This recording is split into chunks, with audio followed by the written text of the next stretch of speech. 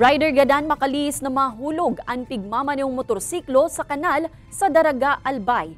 Mantang sa Matnog, Sorsogon, mga lunad kan sarong van maswerteng nakasalbar, makalis na mabangga ang nagbalyong duwang damulag. Tutukan sa report ni Rosie Nieva. Mayon na buhay kan madukay ng lalaking rider na ini, makalihis mahulog ang pigmamanehong motorsiklo sa kanal sa barangay Mayon, Daraga, Albay, Kasuudma.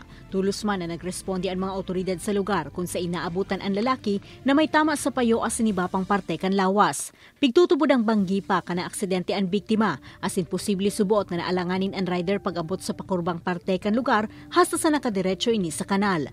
Ato kayang tinampo ito, bali kurba daw nito sa eskwela, pababa. So, accident ang nangyari ka to. Sigon sa barangay, harayo ang linya kan kuryente sa lugar kaya masakit pa ining makabitanin street lights. Kaya hagad kan kapitan na mabugtakan na muna ang lugar ni wining signage. Maswerteng nakasalbar ang nasa 10 persona na lunad kan sarong van makalihis maaksidente sa parte kan barangay Laboy, Matnog, Sorsogon, Banggay kan Pebrero 28.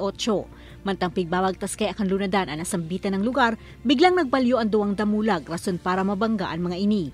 Sa kusog kan impact, nagsapunin danyos ang lunadan mantang nalugadan man ang mga damulag kung kaya pigbuno na sana ang mga ini. Sa mga may kalabaw po na may-ari na nakabitaw, para ho sa hindi lang naman dito sa aming barangay, para ho sa ating kapakanan nating lahat, sa kaligtasan ng ating buhay, pakiusap lang po na itali po natin ng maayos. Pigahalat man kan mga otoridad kung maso na din kaso o mahagad na sa nanimbayat ang may sadiri kan damulag sa mga nakabanggang motorista. Ini si Rosie Nieva, Balitang Bicolandia.